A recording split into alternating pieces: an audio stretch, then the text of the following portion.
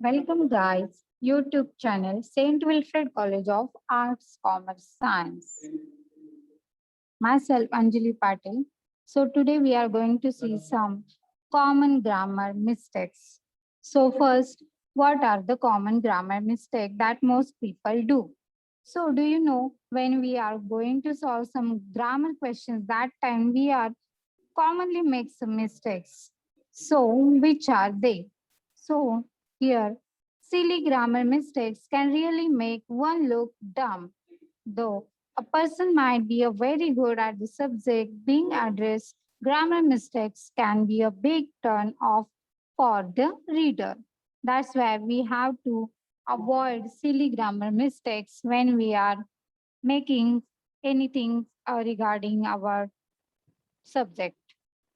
So, in academics, the role of language skill is as important as any other subject. In order to convey your answer, essay, or whatever, you need to possess language skill. It is important to we have a possessive language skills. Like rules of grammar direct you toward conveying your written message as clearly as possible. Without grammar to guide us, most of what we write would be meaningless and quite literally. That's why it's very important to be careful about rules of grammar. Here are some of the grammar mistakes that we can avoid and make our writing more meaningful and understandable. So let's start, student. So what to learn? First, we have to learn your and your, there, and there, effect and affect, then and then, who and who. Here you can see there are so many words which pronunciation is same, but their spellings and their meanings are different. So that's why we have to learn these words before we are going to learn grammar. So your and your. This is perhaps one of the most common mistakes that we make. Both these words sound almost similar, but each of it is a very different. Is a contraction of you and are. These two words are joined together to form you are. You are.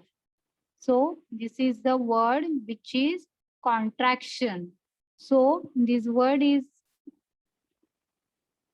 coming from you and are. You plus are is equal to your, your. And this is one your. So is a pronoun that defines possession or ownership, as in, is this your book? So you are accept to work on this project. So in that way, these two your are very different, but their pronunciation is same. So now try subtitling your with your and you will find the sentence to be odd while making no sense. So whenever you have a doubt whether you are has to be used, try interchanging these words and you will understand the difference. This your and this your both are very different in meaning. So we have to be careful about that. After that, there, and there.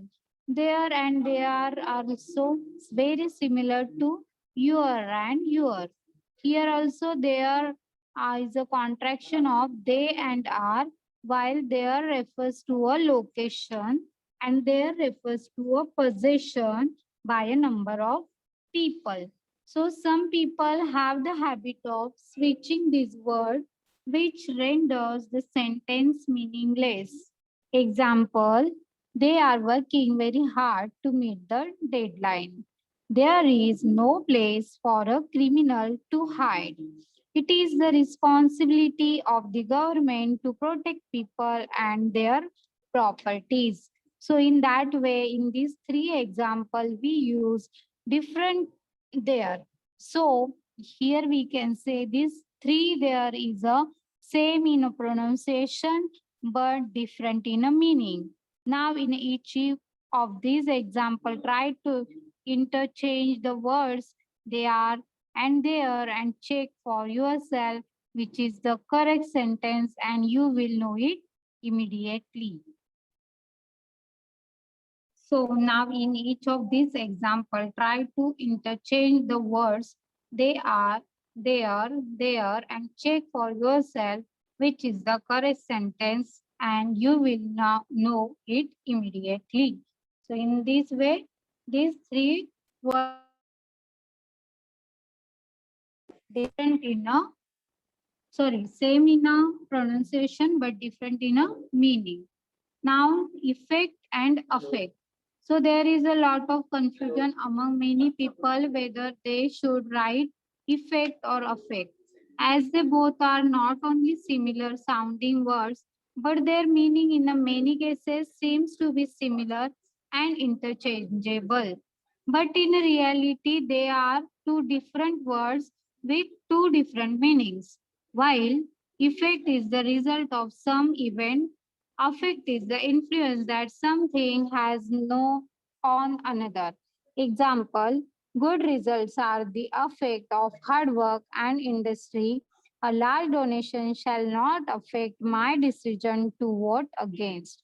So in this way, these two words are similar in a pronunciation but different in a meaning. So effect is the result of some event and affect is the influence that something has on another. Okay, now we are going to see then and